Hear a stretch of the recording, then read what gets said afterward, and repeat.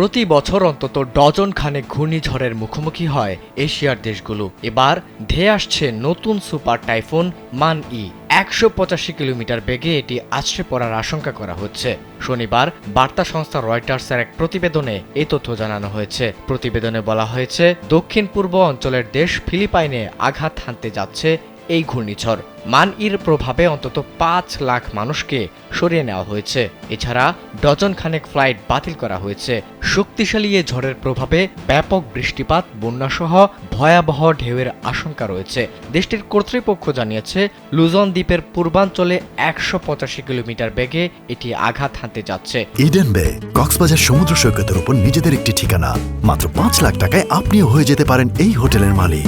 এর ফলে আবহাওয়া বিভাগ ফিলিপাইনের ২ রাজ্যে দ্বিতীয় সর্বোচ্চ সতর্কতা জারি করেছে। বলা হচ্ছে, মান-ইর প্রভাবে ভারী বৃষ্টিপাত, ঝড়ো বাতাসের পাশাপাশি বন্যা ও জলোচ্ছ্বাস সৃষ্টি হতে পারে। এছাড়া এর প্রভাবে ঝড়ের ঢেউ ১০ মিটার পর্যন্ত পৌঁছাতে পারে বলেও সতর্ক করা হয়েছে। দুর্যোগ ব্যবস্থাপনা বিভাগের এক কর্মকর্তা বলেন, ব্যাপক ক্ষয়ক্ষতি এড়াতে আগাম প্রস্তুতি নেওয়া হয়েছে যেন দ্রুত গতিতে উদ্ধার অভিযান চালানো যায়।